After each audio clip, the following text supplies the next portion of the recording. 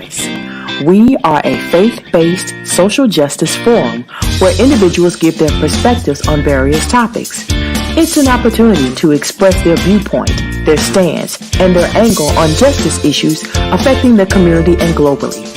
Each episode features guests presenting their perspective on things like climate change, the church, urban farming, and food insecurity, all through a unique faith lens. Come check us out. Give us your perspective.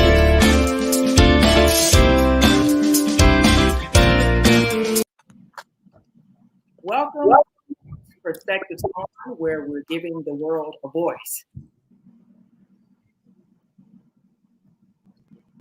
Tonight's episode, or tonight's segment rather, is based on our perspectives from a preacher standpoint in terms of the current events that have happened in the past few weeks.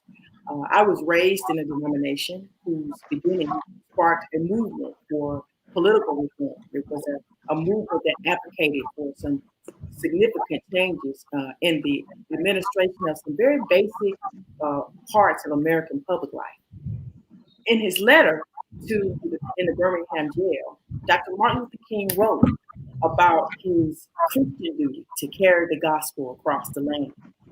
He compared the civil rights protesters, those who protested against civil disobedience, to the resistance of biblical dissidents, Shadrach, Meshach, and Abednego. And they all talk about the risk that religious leaders take. And so tonight I have a panel of ministers and pastors that are experts in the field of social justice when it comes to the church. We have four outstanding ministers here tonight, and we're going to really start this discussion tonight by giving them an opportunity to talk about who they are and where they are in terms of how the recent events have impacted their ministries, particularly with respect to the COVID-19 crisis that we're facing tonight. Dr. Mason, why don't you start out and just give us some ideas, talk about who you are and where your ministry and what you're experiencing as one who is ministering to persons who are in a community that is affected by some serious disparities. Thank you, Dr. White, and to my colleagues and cohorts. It's good to see you, and I appreciate being on. I'm Skip Mason, pastor of the West Mitchell Street CME Church in Atlanta, Georgia. We're located in the heart of the Atlanta University Center, near a number of churches: Central, United Methodist, Friendship Baptist, and Flipper Temple. I would have been pastor there for a year in August, having come from Trinity in Augusta. And so I've embraced the wonderful community. It is a different change to some extent because we are surrounded by a really urban community, an urban problem. And since the start of the COVID-19 and social isolation, we have, like so many other churches, have had the opportunity to find new ways to reach out to our members and also to reach the masses through social media. And so, like others, unlike Dr. George Miller, who is an expert in technology, we've had to learn how to master in a very short time to reach the masses. And so far, it's been good. We've been reaching our members and others throughout this time. My concern has been, though, with our brothers and sisters who are transitional and homeless. We have people that we minister to that sleep on the front stoop of our church, behind and in the parking lot and other areas. We try to first treat them humanely, but there have been concerns as to how we handle this population during this COVID-19. Thankfully, the city of Atlanta and our city councilman, Antonio Brown, has helped us to work with them by providing resources, a mask, and other sanitizer, food, and things to help them throughout this crisis. But yet, and still, they still remain homeless, and that therein lies one of the major problems that we have. So this is roughly how we initially had to manage this crisis, if you will. Pretty similar to the way I'm sure my other brothers and sisters have had to do it. Very good. Very good. Just a little bit about what you're doing there in Augusta. Grace to you. Again, I'm Pastor George Miller. I am the pastor of the Elam Baptist Church in the Sand Hill community of Augusta. I have been pastoring now, be 5 years in August. Quick 5 years. And we are a church that's celebrating 134 years this month. And we, like many, have had to shift and adjust the ways in which we get the gospel out and do ministry. Fortunately, as Dr. Mason has already stated, my background is varied. I have been a sound and video audio tech in a past life. For many years, I was a banker at one point for a few years. I am currently a real estate agent, pastor, and Skip, you're gonna love this. I am a newly hired middle school football coach. No. So very wow. Which allowed me to sort of reach out in multiple ways throughout the community here in Augusta. Fortunately, again, we were on the vanguard, the forefront as it relates to media and technology. So the shift to an online presence wasn't hard for us. As a matter of fact, we were able to add to what we're doing, and we're seeing great fruit from that. One of the big challenges we're running into now is the context, the Sand Hill context where the church is situated is now being gentrified. Wow. And it is no longer a secret at all. That community, Sand Hill, is a predominantly Black community. It's a historic community with great legacy and wonderful history. But it is situated by the Augusta National on one side, the very exclusive Augusta Country Club on another side, Augusta University on another side, and then the Sirius Center Shopping Center, which is an upscale shopping center as well. On not even 3 blocks away from an impoverished community, you have $500,000, $1 million homes. And so the history behind that is very unique. I don't know if we have time to talk about that on tonight, but the neighborhood is changing, being gentrified. And one of the things the Elam congregation made a commitment to do was to say, okay, if this is going to happen, we're not going to be the victims of it. We're going to have a seat at the table. So, right before COVID-19 hit, we entered into 3 or 4 contracts to purchase property in the area. And as soon as we did that, COVID-19 hit, and we had to do like everyone else and change how we did church. And of course, that could bring a lot of anxiety, particularly how we're going to fund these projects. But glory be to God, the people of Elam have been faithful, and we closed on one property last week, paid cash for it.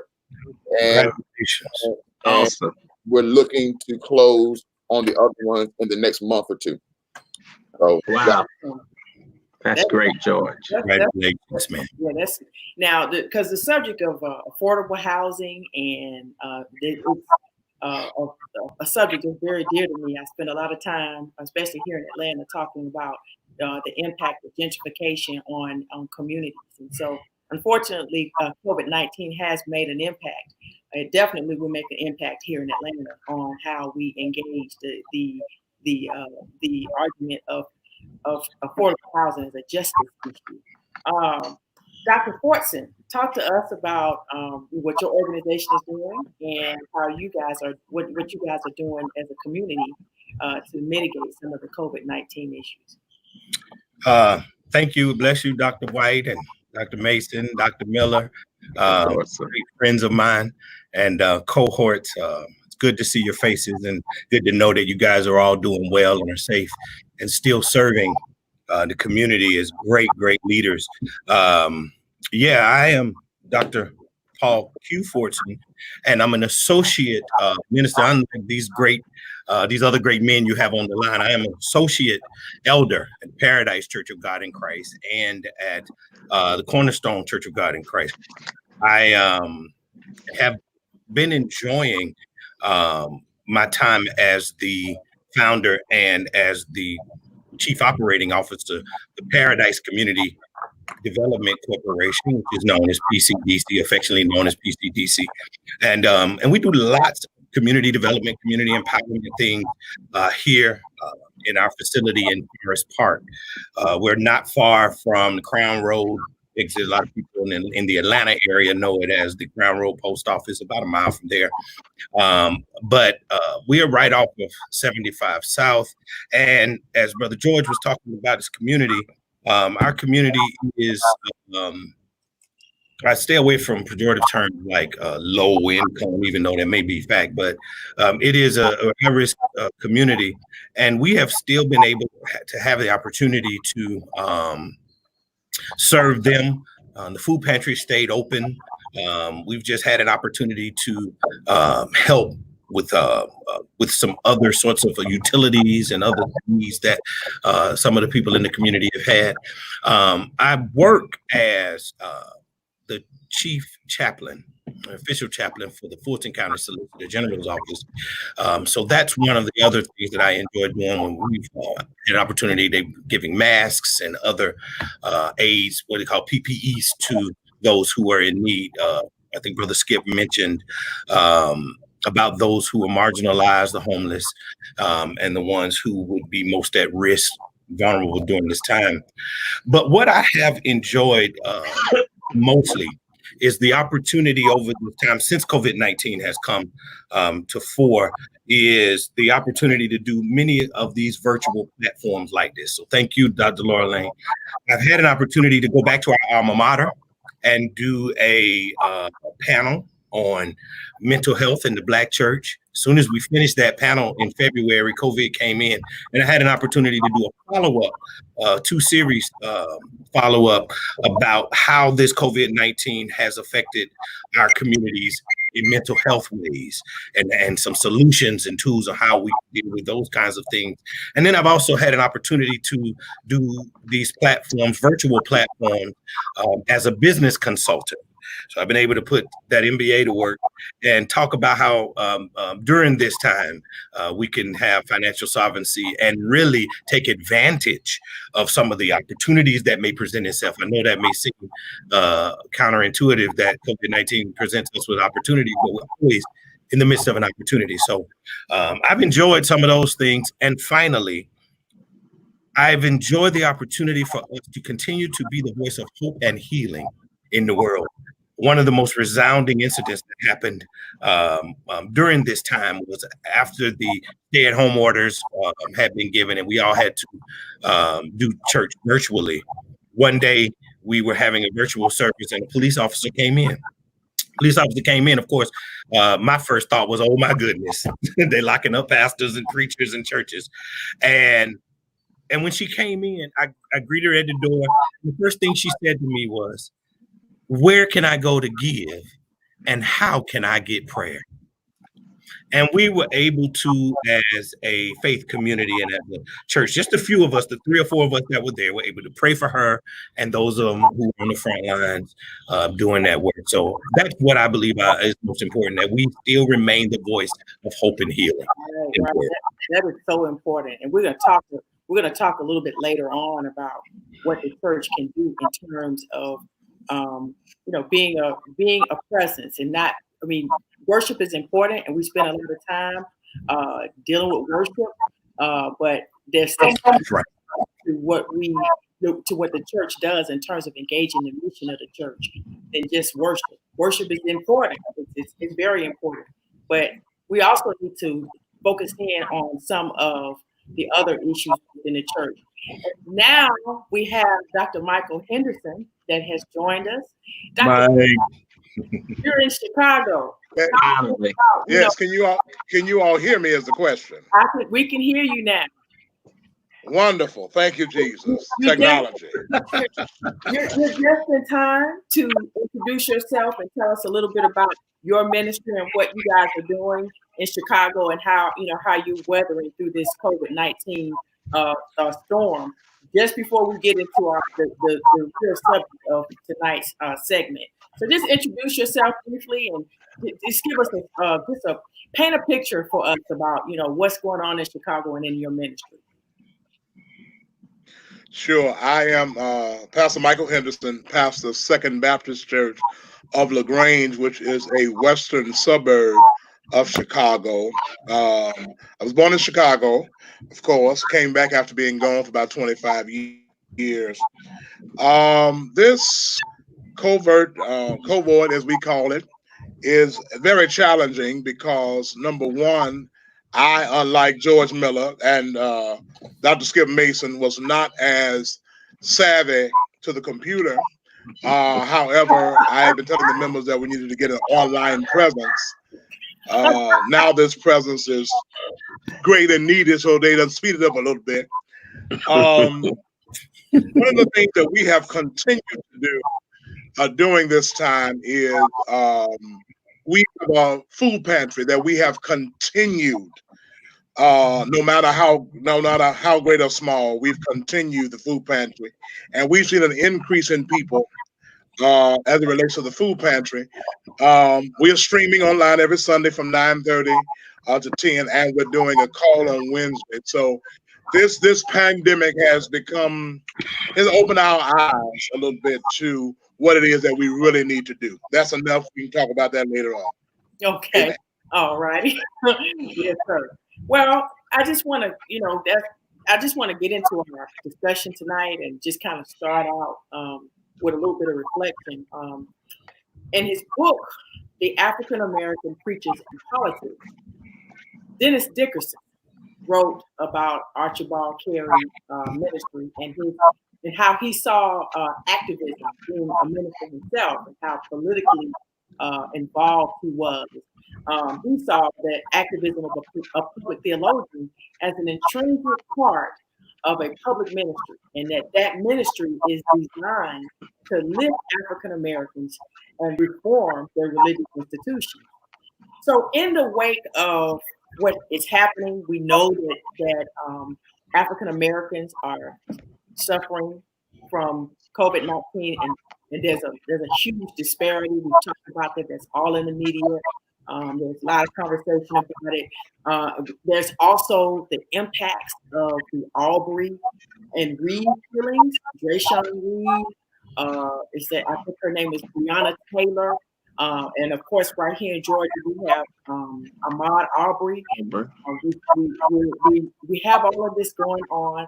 And so I think when I think about Reverend Carey and how he viewed activism from the office of the pastor as a yoke of ministry in terms of activism, how do we see this? Do you see, what are your perspectives on these recent happenings, and do you see this as an opportunity for us to revive our religious institution and make it the politically active social justice machine that it used to be?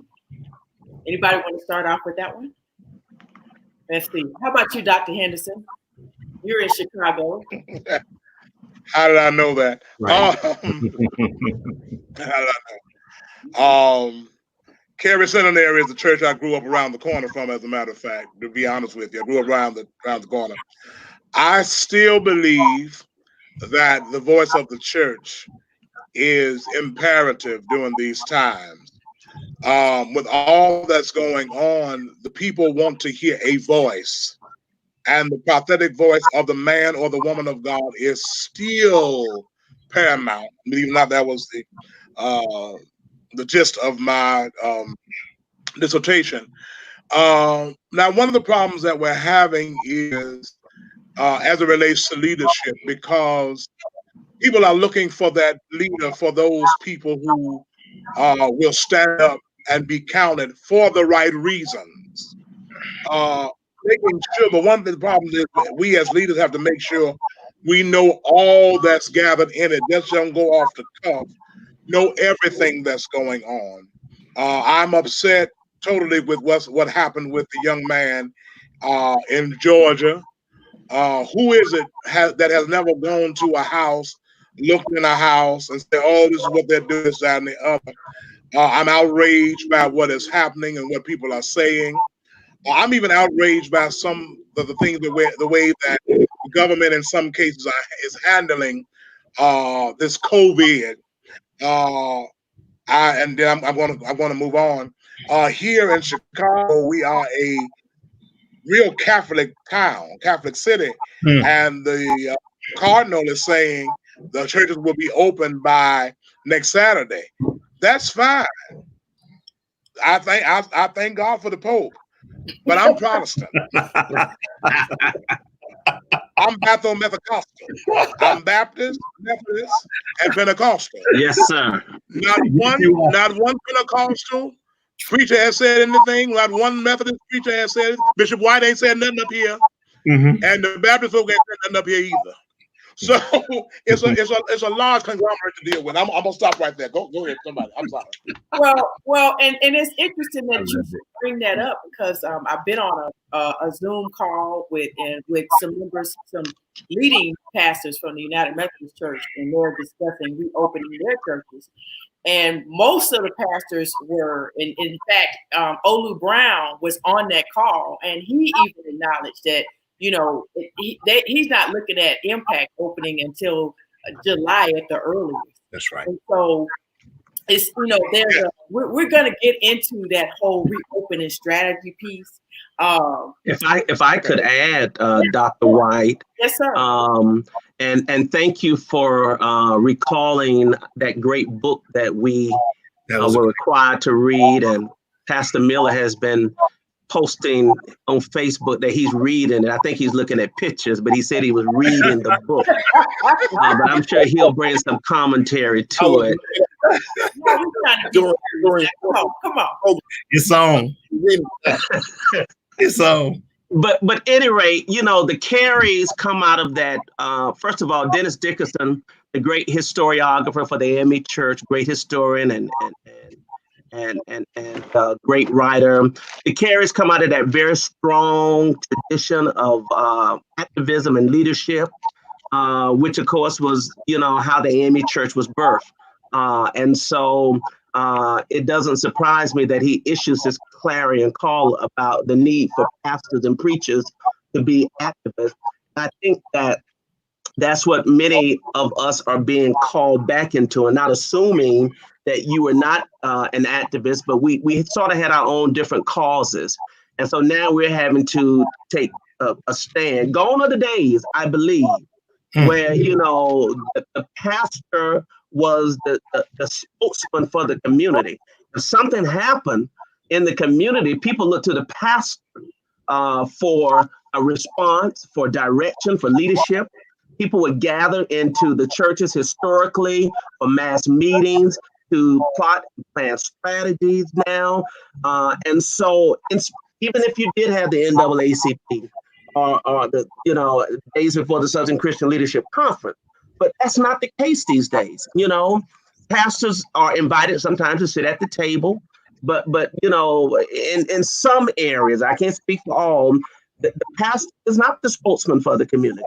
Is not that leader. Now, there are some that have elevated themselves when there's an issue or cause, you expect to hear them. Reverend Al Sharpton is one. But Reverend Al Sharpton, my dear friend, does not pastor a congregation.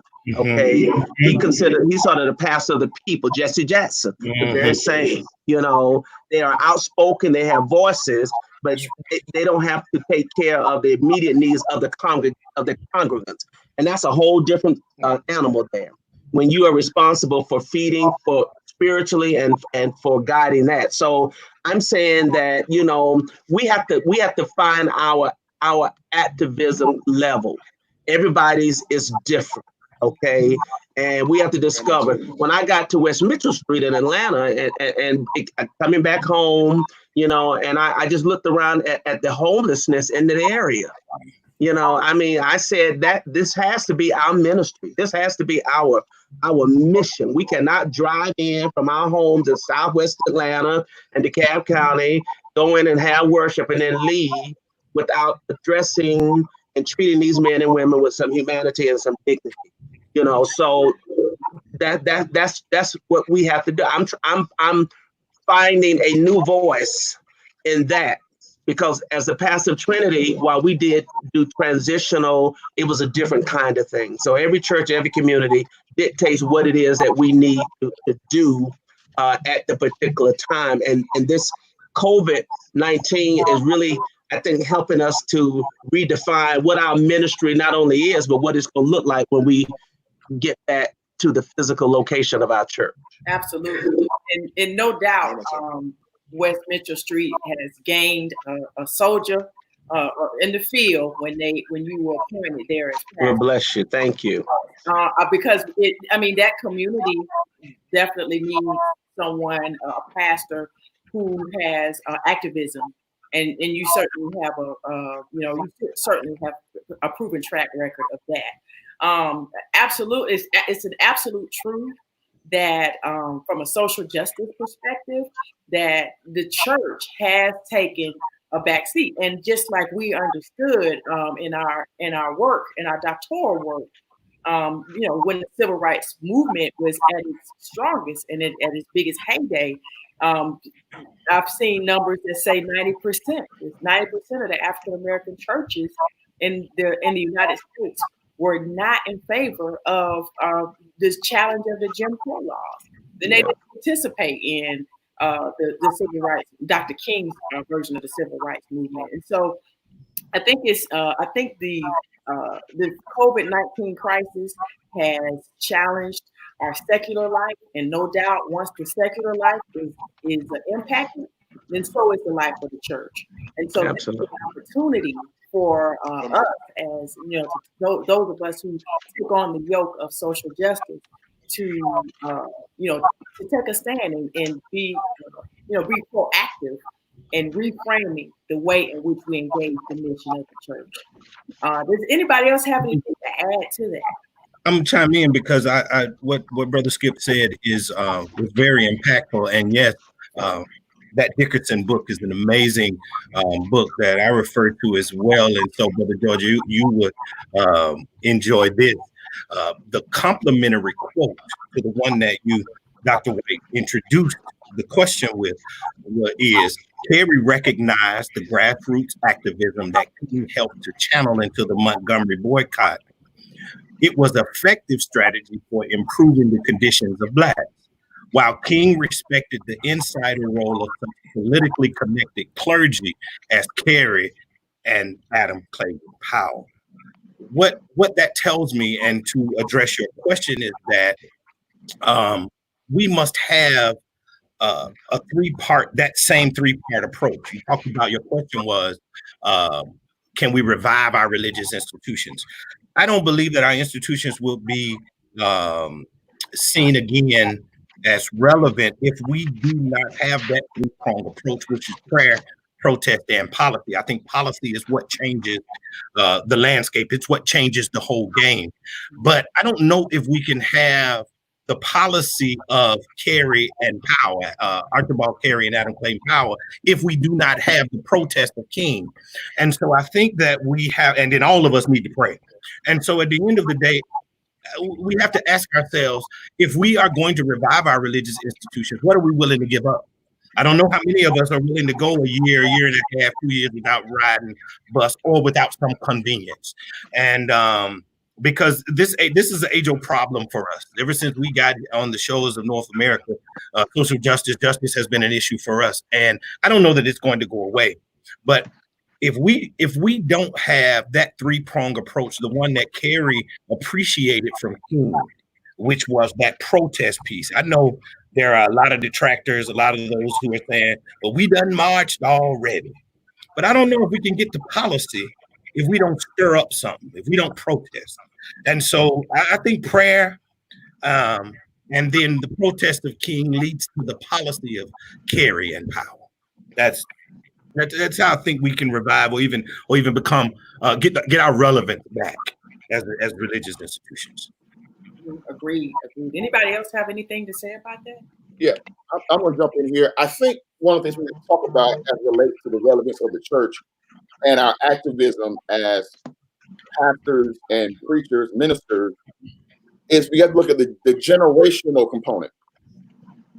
We are now firmly entrenched in the 21st century. It's 2020. There's a lot of talk about millennials, a lot of misunderstanding about millennials. It seems like the Black church thinks that everybody who's young is a millennial. No. When the reality of the matter, the youngest millennials are now in their late 20s. That's right. So you're talking about people who have families, careers, mortgages, things like that. And that's right. And I turned 41 this month. And what? Happy birthday. Yeah, Dr. Mason, my former professor. And so I'm mindful of the fact that I come to the fore. I'm a child of integration. Okay? I am a beneficiary of integration. I come to ministry during the age of the mega church movement. That's right. Yeah. That's right. One of the challenges I had, and one of the reasons why I went to ITC for that doctor of ministry program on social justice, was because I recognized that in some ways I was unprepared to lead a Black church, the Black church, in the time and season that we were in. And I needed a reorienting of my mind and what it meant in the season. And I would suspect there are many who are just like me that have the same challenge. And so here we have now COVID-19, and Mike, our goals were to build our churches, right? And now COVID-19 has come in, and we can't even have church. Can't have church. Right. Well, we can have church. Well, thank you. Well, we got to reframe how we engage. How we have church. Absolutely. Thank you for that. Correct. We're having church not collective, not together. Yeah. And I understand the part where everyone says that. Go ahead, George. I'm sorry. Go ahead, George. I'm done. It's a reorienting of what it means to lead the Black church as we've traditionally known it. Right. And COVID-19 is going to make us further expand our parameters, expand our minds. Oh, yes, easy. Yeah. And to be activists. You know, I believe in an inside and an outside game. Yeah. Even Skip brought up Reverend Al, who I love. I love Reverend Al. I love Reverend Jackson. But there are a lot of young preachers, when their names come up, you see posts on Facebook. Oh my goodness. Stuff about them. Yeah. How we think is different. And so I think we have to acknowledge the fact that there's a generational component here that we need to mind. Let me say this. I like that, Brother George. One of our mentors, Matthew Johnson, who taught at the ITC, was asked the question once: how come you think we haven't seen a king since Dr. King died? And he said, we've killed 10 of them. Yeah. And it's just about what you say. He said, we've had them. You just killed 10 of them. And so at the end of the day, I want to ask you guys a question, you pastors a question. But before you ask the question, Paul, I just want to comment on the king, because I don't want folks to be so naive to think that all of the preachers were with King during the time that he led the movement. No, they were not. He was hated, and that's a very strong word, but I'm gonna use it. By a lot of preachers throughout the country in Georgia, even up in Chicago, Mike, as you know, when he the president of the Baptist Convention changed the address of his church when they turned Park Street to Martin Luther King. He changed the address. Isn't that something? And so I say that because Andy Young, who's a mentor and good friend, used to tell me, that all these folks talking about they march with the king and they cross hands to sing free at last and we shall overcome. I can't use the language that he told me, but he said they were not with him. So that's the reason, Paul, that I think that we did not get from that crowd the next leader, not Abernathy. Abernathy was But not because a you think great that they good weren't old with Baptist preacher, for sure. but he did not possess the kind of skills necessary to lead the movement. Everybody was scrambling. Jesse was trying to carve his niche. Andy was moving into a different direction, John and all of them. So everybody scattered, and we have not been able, to come to find that one person, who is the moral majority, as they used to call Dr. King when he was the moral majority leader.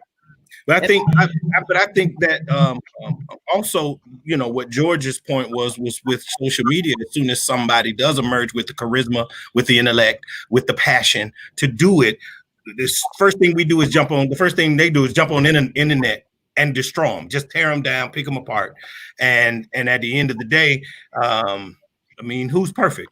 In Atlanta, Dr. Larlane, it appears that Pastor Jamal Bryant is one for whom they refer to that many of the media refer to as a spokesperson for things taking place now in the religious community. Okay. And it may be because he pastored one of the largest churches in the city, New Birth. Okay. But I've seen him. You've seen him too. He's been on TV a whole lot, during this time period. Well, and I want to say, and Dr. Brian and I both were raised in this African Methodist tradition, where Dr. Brian is a third or fourth generation pastor, and so he was raised in that tradition of activism. What we're talking about with the carries, and so given that, then he's going to carry the banner. He has a huge stage, much bigger absolutely now than he had when he was in Baltimore. And so and we're not going to make this about Dr. Bryant, but what I will say with our subject matter is that Dr. Bryant is, if we can use him, I think we're all as activists, I think we're all on our stage just like we are tonight. Yeah. What I will say, and I love Dr. Bryant, I have a lot of respect for him. What I will say is that he is definitely using his platform. That's right. To insert a social change. Right. And I don't always agree with everything he says, but at least he's going. His ministry is touching the community in ways that I really wish that we could all do, and I think it's much needed. Yeah. God has a way of reforming the church, reforming society, reforming the world. When we get lost from the way in which he wants us to conduct ourselves. I think, and I almost want to say that this crisis is calling each of us, as I said earlier, to reframe the way we engage the mission of the church. It's not all about worship, but it's about getting out there and doing things like holding our elected officials accountable, making sure that public government and public utilities are and access to health. These are the kinds of things that we need to be focused on. And when it comes to our congregations, a lot of times what Dr. Gerald Durley speaks to me about is pastors have different priorities that they want that they're dealing with their congregations. Well, the chief priority that each of us has is to feed the hungry, clothe the naked. I mean, I'm talking about real, if we're doing anything else besides that, then we've deviated from the true mission of the church. And I don't know who agrees with me or not, but I think that we are, that the situation calls for us to refocus. It's wonderful that a lot of churches have the infrastructure to go online and have online services. That's great. But what are we doing in the interim when we can't go and gather in large congregations, large gatherings? What are we doing for our community? How are we addressing the needs of our congregation? And so I don't want to do all the talking because I'm loving this conversation, but I really feel like a lot has been said. I love what you said, Dr. Mason, and I love what you, Dr. Henderson. I didn't know that they had changed the address. You educated me on something. And Reverend Michael Malcolm, Michael Malcolm is listening in tonight. Thank you for listening in and looking at us tonight. But Reverend Malcolm even pointed out that he moved the entrance. So I didn't know all of that. He moved the entrance. Yes, he moved the entrance from King Drive to the side. Now, hold on. I'm gotta jump in here. Let me just say this if I can. Yes, sir. Now, one of the things that COVID has done, especially for those of us who are pastors, the congregation wants to hear the voice of the pastor. That's right. Yes. Right. Not the PPR committee. That's right. Not the head steward. That's right. Not the head steward board. Say that, Dr. Henderson. They want to hear. Yes. Is I got any witnesses? They don't want to hear no deacons, no mothers. That's right. Nobody. They want to know, what does the pastor have to say during this time? Yes, whoever he or she is. Now, my friend Tolan Morgan said something, and it's very true. This time is exposing a lot of people, because if you don't have no word in your mouth, you're going to be in trouble. Yeah. They want to hear the book talk. So one of the things that's happened with this COVID is that, and this is how we're going to have to change the whole thing about what the pastor is when this is over. Because if my sheep hear my voice and a stranger they will not hear. Right. Go ahead, George. Go ahead. And they follow me. Yeah, and follow me. Because listen, and this time, we're not trying to get new members. God bless them. We're trying to hold on to the ones we have and making them strong. And keeping them together. You know what? That's what I was going to ask you, pastors. Have you guys seen in your virtual platforms more engagement than normal? That you're reaching more people via this virtual platform? Yes. We used to talk a lot about bedside Baptists and all of that. People, we used to kind of, as ministers in the ministerial community, we used to kind of, frown upon people, watching the service. But now it's real. But now, the first thing we had to do was to make sure that the mothers of the church knew how to dial in. That's right. So they could hear the call on the phone. Some of them did not know how to operate a conference line. Wow. And so what we had to do was to have members call them and patch them in on Sunday. And that was important for me, because I have a relatively older members in my congregation, faithful givers, attenders. And so if they're not on the phone, it's a problem. And I need to make sure that they are on the phone. I know my young people and the millers and all of them going to be on Facebook and listen in, but I needed to make sure that Miss Evelyn Hood, and I needed to make sure that Sister Mary Washington, and I needed to make sure that Sister Sarah Jones and all of them were on the line, because those were my members at the church that would say, baby, you preached a good sermon. And baby this and baby that. So I say all of that jokingly, but we cannot forget that group, because they are crucial and central to the continuity of what we're trying to do. And they still send their money. And these are the ones that do not go on Cash App or PayPal. No. You want somebody to come up and pick up their check during the week. That's what they want. And they want to make sure you're the one that told them to come get it, because it ain't you. That's right. That's right. So, we're dealing with the wonderful Black. I have 300 tradition. people virtually. Huh? Right. I have 300 people. I've had 300 people that watch me every Sunday. Yeah, that's good. My mother doesn't even come to church out Wow. here. But she at 9:30, my baby on TV, I'm going to see about him. Pastor Miller, 2 days ago, Pastor Miller's mother is my Facebook friend, and she's a sweetheart. Love her dearly. She's always responding to certain things, and all I respond back. So the first time in history, my 85-year-old mother, 86-year-old mother is on Facebook. Now, she doesn't know how to operate it, but she's on Facebook. She says she wants to hear her pastor and hear her son preach. Lord have mercy. Lord have mercy. Reverend Michael Malcolm, he's saying the other thing we need to do is learn how to live outside the offering plate. Now, we've learned. Well, Pastor Miller was about to say something, Dr. White. Oh, I'm sorry.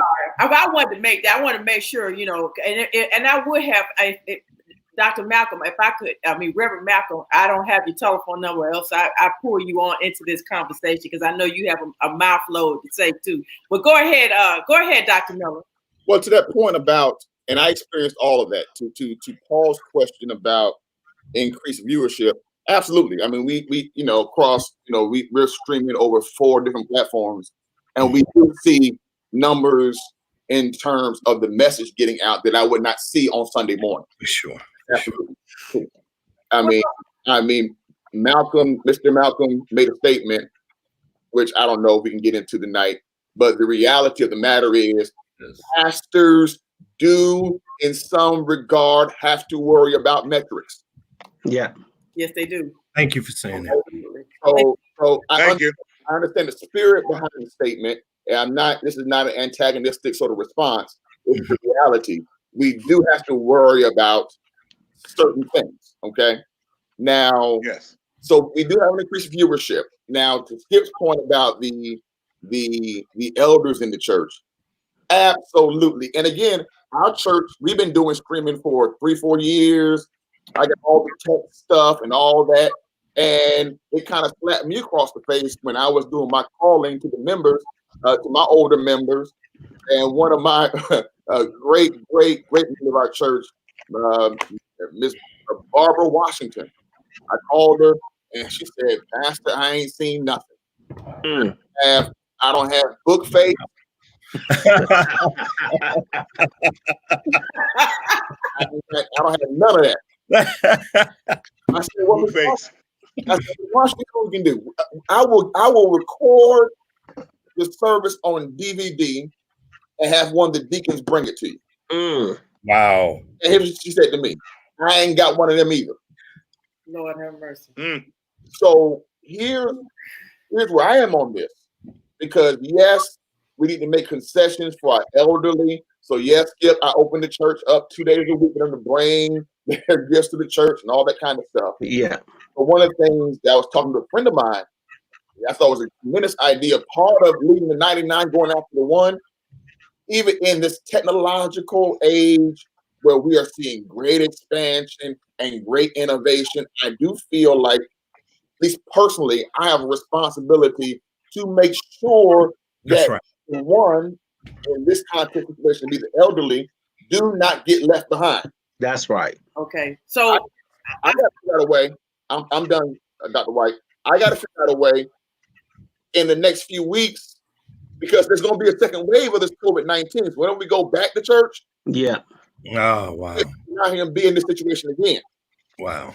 Yes. To get my older people more technologically savvy so they don't get left behind. Well, okay, and so given that Reverend Michael Malcolm is out of Birmingham, Alabama, and he's saying that we can meet metrics without having to be totally dependent on offerings. I agree with that. We have nonprofits, and we know nothing about what we have and I think he means what we have as a community in terms of what we can offer. And to that, I would say, to add to what Reverend Malcolm is saying, is that there are resources at our fingertips as church leaders. It's incumbent upon us to find out what those resources are. And as Reverend Dr. Henderson says, we need to use our pulpits, use our use our voices, because the people want to hear from the church leaders. That is just the absolute truth.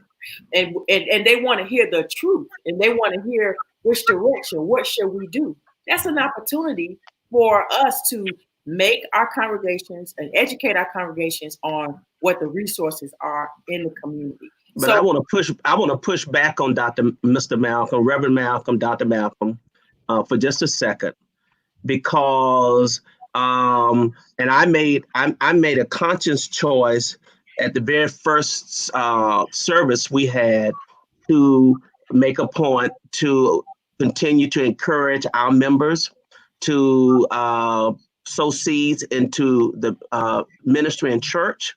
We still have water bill, gas bill, copier bill. We still have bills that have to be paid. Okay. And so this is not a vacation from the church. Okay. Salaries still have to be paid, even if salaries have to be cut. And yes, we got a Cash App. Many churches already had Cash Apps. We did not. We had Givelify, we had PayPal. But here's the blessing for us.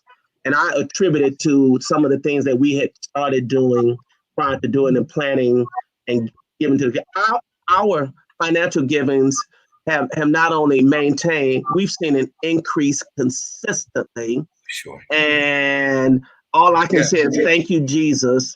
Don't stop whatever you're doing, whatever we're doing. It is just amazing that we have maintained and increased what's the intake of what's coming in. And so it makes me want to push harder to make sure that the members know that we're not on vacation, that we still got to address the needs of the community and our benevolence and what we do. If we give, and that kind of thing. But no, offering, if you were teaching tithing prior to, then tithing continues to be something that you teach, maybe not as with the emphasis, but I had one of my members who said in a meeting, he said, all of you all who got stimulus checks, he said, you owe the kingdom $120 or whatever the amount it was. I didn't have to open my mouth and say a word. Okay. So people understand the spiritual benefits and the spiritualness. That's right. So I just wanted to throw that in. Amen. And I see the same thing, Dr. White, as a church administrator, is that what Dr. Skip and Dr. George has said is that the bills don't go on vacation. The bills don't operate virtually. We still have to come up with ways to make sure that our obligations and responsibilities are met. Absolutely. Well, thanks be unto God. We are in the midst of a crisis where we can't have church in the traditional sense, but God has seen fit to make provision for each of your ministries. So even though you're not having church in the traditional sense, your resources are still on budget. That's right. So when we talk about metrics, we don't. That's why, and I think that's part of what Reverend Malcolm is saying is that the metrics are important only to prove that God's will be done. You see, because even though we can't meet in the traditional sense, most ministries are reporting they're either exceeding in their regular offerings when they compare it to what they were getting this time last year, or it's leveling off. And so I'm sure that there are some ministries that are suffering financially, and there are resources that are available to them. But that is probably a whole nother broadcast. But the point that I'm trying to make is that God has seen fit to make provision for the metrical side of it. Now it's time for us as activists to reframe. Once again, I'm saying to reframe the way we engage this thing called ministry, and how we engage the mission of the church is going to look just a little bit different. And for those of us who can embrace that mindset, then our ministry, once we do decide to go, if we decide to go back into our traditional worship patterns, once we do, then there will be a difference in how we engage that mission. And on that note, I want us because we can talk about this.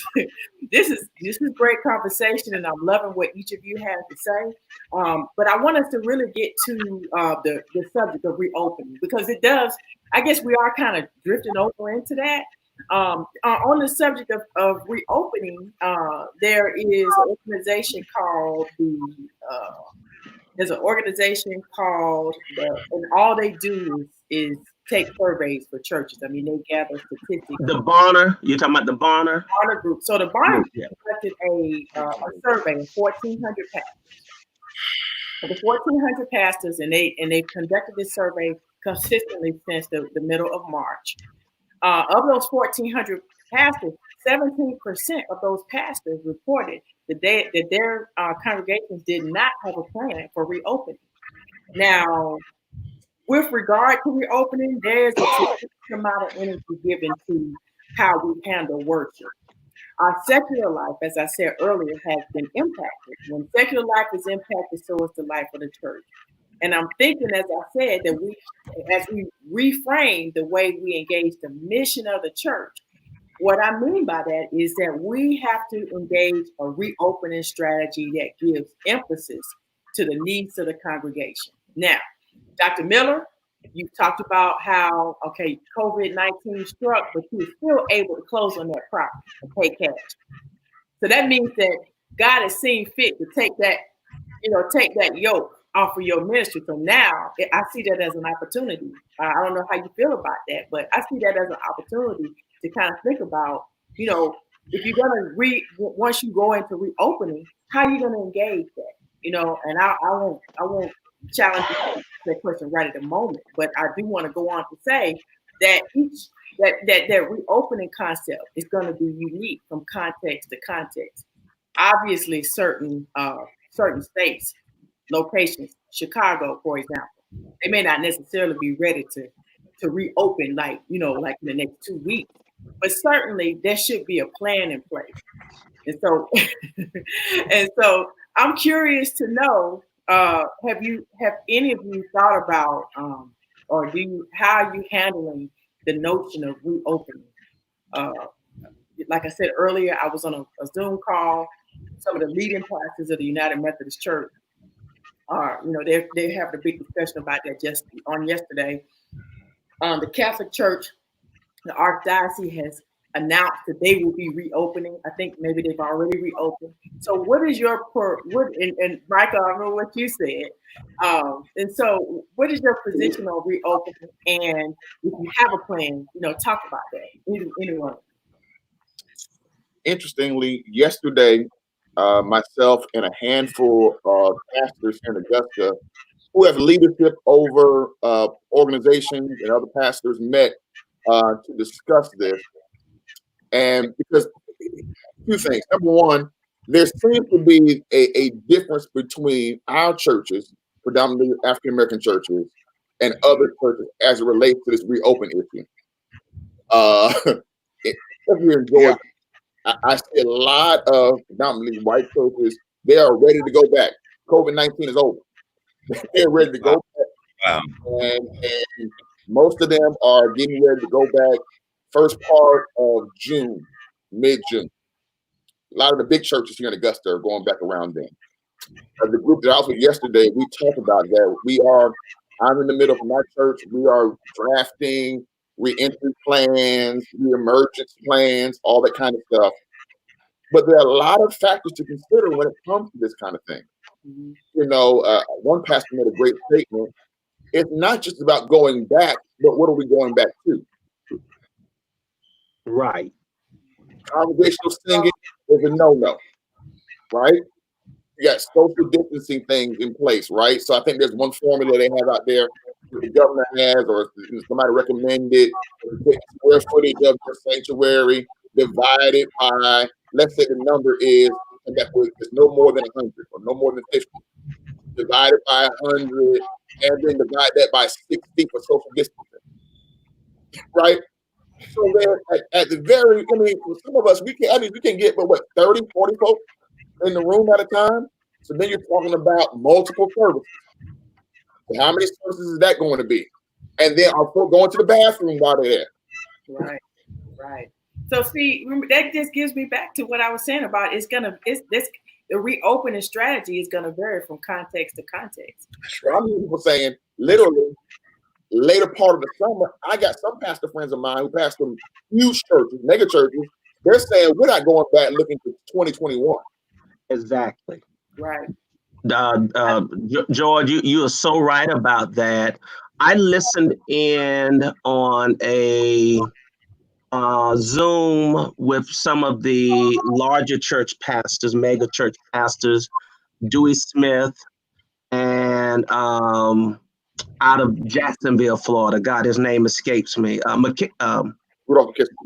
McKissick, and all of them were talking about, they're not going back anytime soon. It might not be the fall, it may be next year. Of course, they have larger congregations, right. And so that makes a difference. But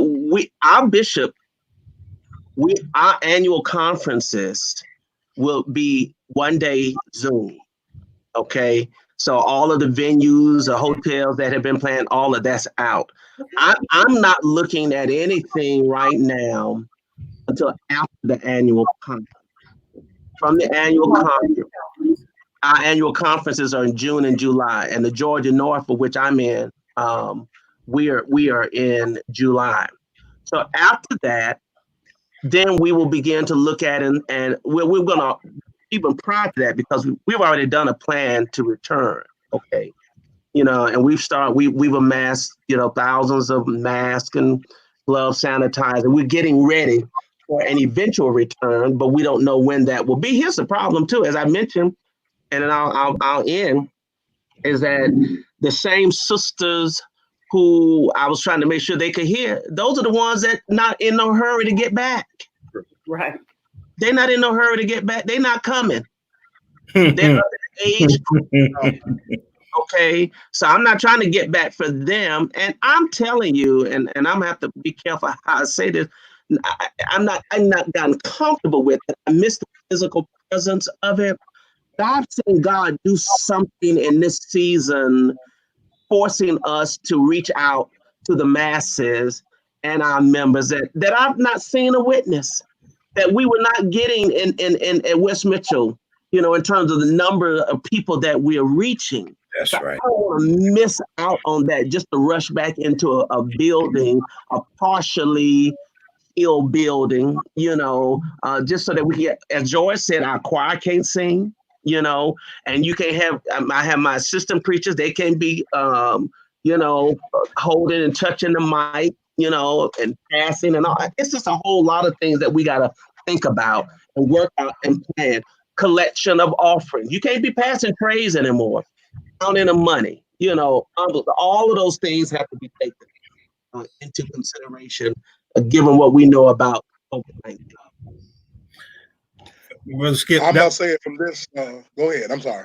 No, I was just going to say to Brother Skip's point that was sort of the reason why, and I know that Dr. White was asking about what we've seen, and that was the reason I asked the question that I asked, because it appears that, as Dr. Skip has said, God is doing something in the world that we haven't seen. And that is, when we were doing our traditional churches, now on this virtual platform, we're reaching 2-3 times the people that we would have normally been able to reach. And so that was my question. That was the spirit of my question as to what are we going to do with this platform, because it seems to have a much larger reach than what we were doing when we were just simply gathering in our 200-300 people at the church in the sanctuary. So, and church is shorter. Those of us who are Kojic, we understand the long church is shorter. It's a much more. How long are your churches, Reverend Paul, Dr. Paul? How long are your churches online now? Y'all still doing 2 and 3 hours? No, we're about an hour 15 minutes. Bless the name of the Lord. And so we're about an hour 15 minutes. I'm 30. That's 45 minutes longer than us colored Methodists. Is that what it is? No, and us Baptist Outreach Deliverance Ministry. Now, I must say this, because you all in Georgia, but now I'm measuring my stick according to Bishop Horace Smith, who is apostolic and a medical doctor. Mm-hmm. A medical doctor, Yeah. who just built a brand new facility. I'm taking my notice from him because, and whatever month we go, they say we're going back, I'm going back the month after because we're going to have a thorough cleaning of the church. Yeah. All of that. I mean, professionally, not the deacons and the people, professionally to come in. And I, like you, believe, Dr. Miller, that after the summertime, because of the flu and allergies, because there are those now who can differentiate between allergies and this right now. That's right. The flu and allergies. And because right now I'm allergies. And in my mind, no, I'm all right. But the flu, the allergies, all of that's going to come back. And because there is no cure or vaccination, yes, we may open up for 3 months and then have to close back up. That's right. so true. That is part of the point that I wanted to make. There's a phrase that Mayor Keisha Lance Bottom used at the very beginning when she spoke out against reopening, especially reopening the city of Atlanta. And she said, we need to follow the science. Follow the science. Right. And in the church, we have a problem with that whole following the science thing. Yeah. I think God created everything, including the science.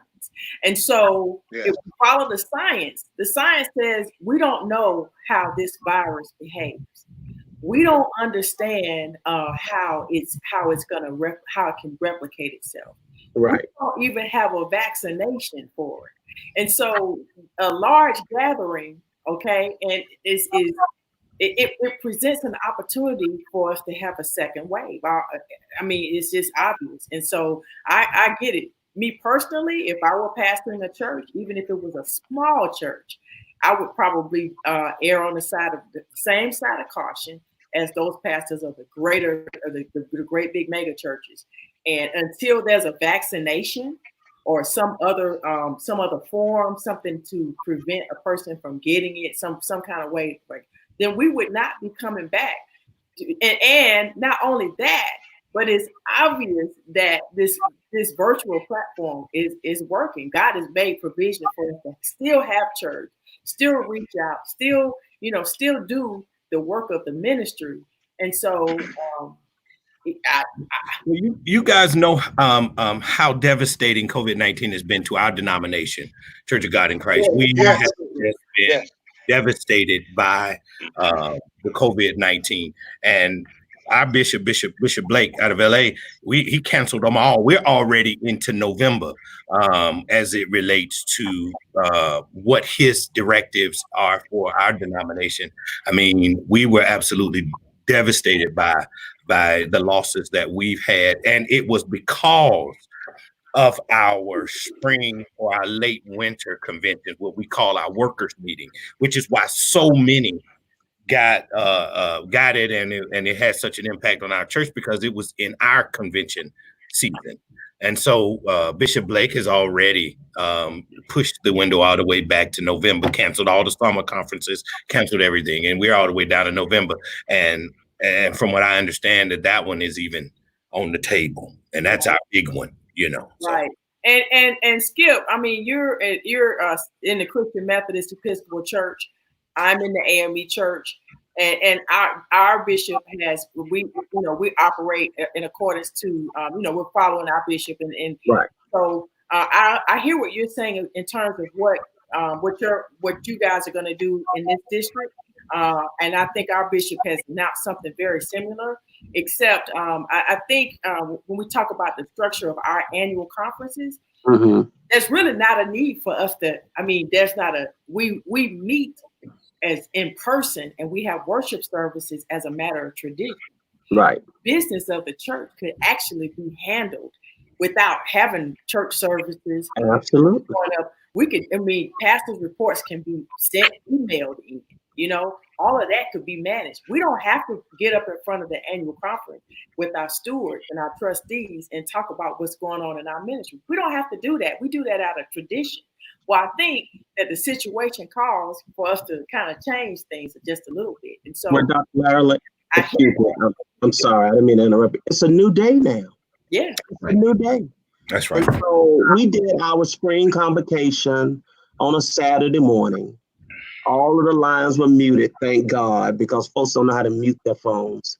And you know they don't. Now, these niggas don't know how to mute their phones. That's true. Our mothers and fathers of the That's church, they don't. And then they talking in the background and carrying on and so Making forth. smoothies. Yeah, doing all of that. So we had a good spring convocation and 700 people on Zoom. And it went smoothly. You had a few little technical glitches, as that's going to be expected.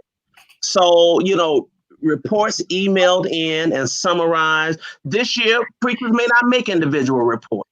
Okay, you know, we do it out of tradition, but it's not out of tradition. That's right. So we got to change that paradigm and do it differently, more effectively. And then here's my thing. I wouldn't care. We never had another gathering for the spring convocation. The money we spent, Right. Exactly. I know, Paul. I know. Look, I'm not feeling church. I'm not competing. So I'm not afraid of any bishop. I will say that when it comes to taking up offering, we do that just so they can take up an offering and demand $100 from every pastor, and they do do the little walk. Well, they can't do that now. You see, so that's impacting their, what they're gonna get. Yeah, it is. But even then, they can still call for that and just cash out or whatever way you want to, receive those. That's right. There's an alternative. We don't have to go back and spend 4 or 5 hours a day. People using their vacation time to go to annual conference. We don't have to do that anymore. We're going to have to do it different. And whenever we get back to our congregations, church is going to be different. That's okay. Right. Now, what that difference is, right now. I don't know what that means or what it looks like. You all may haven't quite figured that out. It's going to be a day of jubilation that we are in the physical building, but people were so attached to the physical building because people would get up at conferences and make reports. And the reports would be like this, where we put new carpet on the floor, we added a new bathroom, we put new locks on the pastor's office, and you had more about the physical structure of the building than you had about saving souls and ministering to the community. They do it all day long. So if you come in, that's good that you were able to put a bathroom in your church, but I really that doesn't. Can I throw this little piece in? Is that I want to make sure that we don't just completely pathologize the convention behavior, because a lot of it is about the fellowship of the saints. I know a lot of people who come to conventions and we miss that with people whom they don't get an opportunity to see throughout the year. If you live in Wisconsin and this other person lives in Florida and you guys have a convention, we let them other guys do what they do, I guess, as it were, at the top, but that's a small percentage of individuals who come to conventions. A lot of it is the fellowship of the saints and seeing friends and even family. I know family members who literally, because of some other family, have moved to other states or other cities, when it's time to come together for a convention, that they meet family there, do certain other things there. And so I don't want to completely make all of that about offerings, but we have to stay safe. We have to follow the science, and we have to do those kinds of things. But the fellowship of the saints is important as well. Hey, Paul, let me say 2 things to that point. I just got very important. Very important. About the fellowship. Mm-hmm. I think we're Baptists, me and Michael Baptist. So I think that is something to consider, even when we talk about the local church. Right.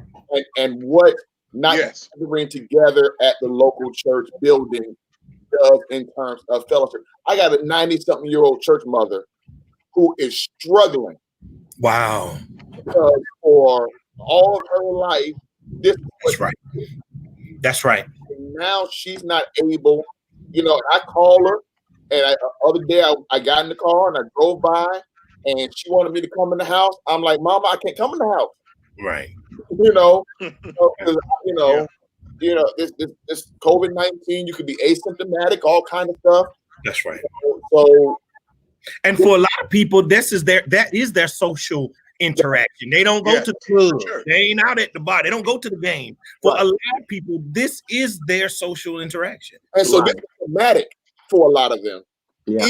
Even me yesterday when when we were at a meeting with my fellow pastor friends who, I don't see all the time. Normally after a meeting like that, we go to a restaurant and sit down and talk. For sure. And we all had our masks on. We were 6 feet apart. We had to get in our cars and go home. And I was mindful of that going up the road. I'm like, wow. I was affected by it some. Yeah. I was like, wow. And some people I'm not gonna see some people that like I go to Hampton. I'm at Ames. Yeah. I'm at National Baptist. I would have been at Quadrennium. How about the last time I saw you? What about that guy? The last time, like I said, the last time that Dr. Fortune saw me, we were having POTL, Preachers of the Leaf, my cigar friends. We were having our anniversary in Atlanta. That's the last function I went to. When was that? I'm gonna be at Quadrennium. I'm gonna see all of my friends. But my mom's birthday tomorrow. No, I would get on the road and go see my mama for her birthday. Right. My sons want to get on the road and go 2 hours to Nana for her birthday. Right. And I'm really struggling because I want to go. That's good. But my mama is approaching 70. And so, there's some health challenges. So I'm like, I can't go because it don't make sense to go 3 hours to sit in the driveway. That's right. So there are some mental health, some emotional issues at play here with our members and congregation. That's right. Okay. So from a pastoral care perspective, okay, and we've all been to seminary. We understand that as wounded healers, that this is going to impact who we are also. Because it's a change. And we all know that change is difficult on a lot of people, especially our elders. And so the change is difficult for us. I had to rethink the way I went about my business. I had to change my business strategy. I had to change the business platform. And so I'm saying all this to make the point that the change, it's going to be different. We do need the human touch. That is, I can't minimize the importance of that. But until we can mitigate the consequences of being a person, we got to take on that yoke of saying we got to change. We got to change the way we engage. We can't do it the same way. Dr. Miller, you can go visit your mother. You might have to go sit in the driveway, and I know it's hard. But I'm sure Mom wouldn't mind seeing me, and I know that's a long way to go just to sit in the garage. I've been doing that. My mother lives over in Ben Hill, and I haven't been in. I can't go to her house. When I get there, she sits on the porch, and I sit in the car, and that's where we visit. So it's different. It's different, and it is a change, and it is hard to handle. And as wounded healers, we're affected by it in the same way. But at the same time, I feel like we have to take on the leadership role and set an example. And realistically, until the science says, we have a vaccination or a way to mitigate the spread, we just have to adapt. And those of us, everybody on this show tonight, y'all are strong men. You can adapt. I know you'll be able to adapt. Anybody else? It's the people we serve that concerns me. That's the problem that concerns me. Right, yeah. Absolutely, and to me, that's part of the reopening strategy. So we're not going to reopen if the reopening strategy isn't until 2021, or if it's for June or July.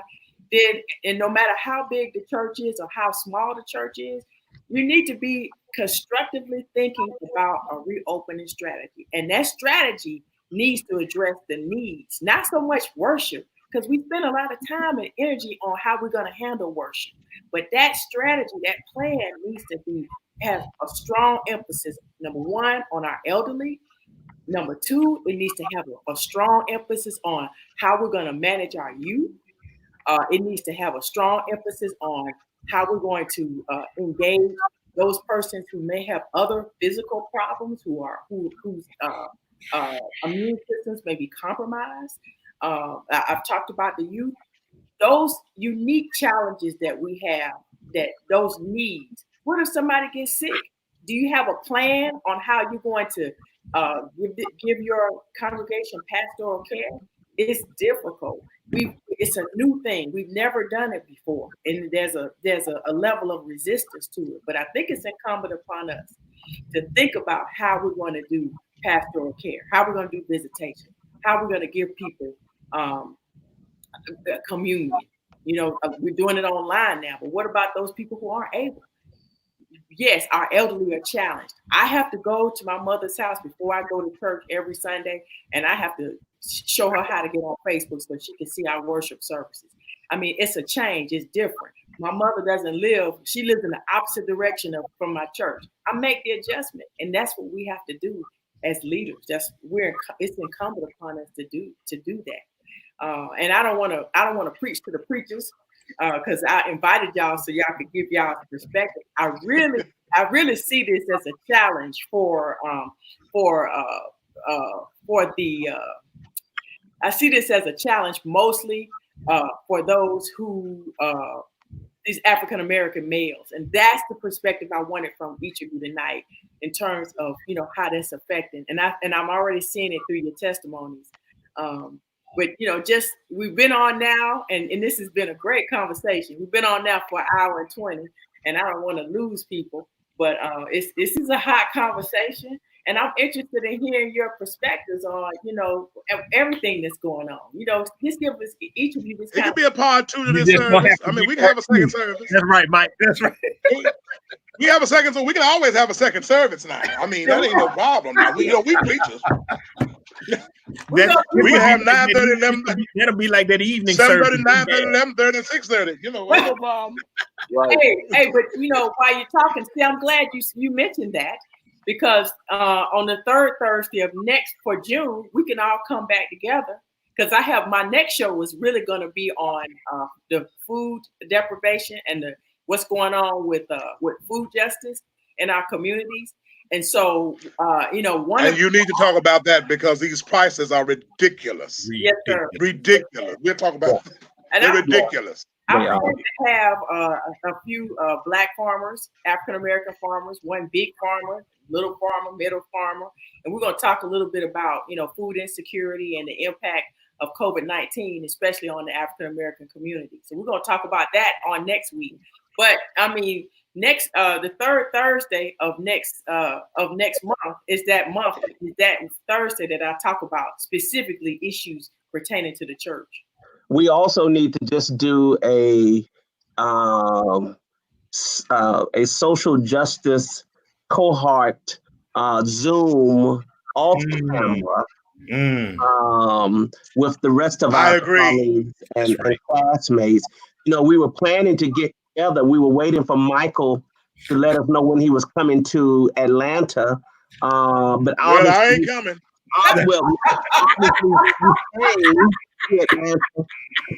Cigars with Paul and that. Hey man, I'm cozy. Hold on, bruh. Okay, listen here. When we come on for the cohort, guess what I'm gonna be doing? We know what you're gonna be doing. So we'll plan the Zoom. Everybody bring their favorite beverage, their Coke, their tea, or whatever, and a snack, and we just something left from Cuba. Yeah, I'm having something left from Cuba. All right. So for all of my viewers and listeners who have no idea what we're talking about, who this has no absolutely none on your life, and who tuned in to talk about the social justice and its impact on this COVID-19 on African American males. Thank you for listening in to us on tonight. This is always good to talk to my fellow doctors of ministry about anything, especially when it comes to social justice.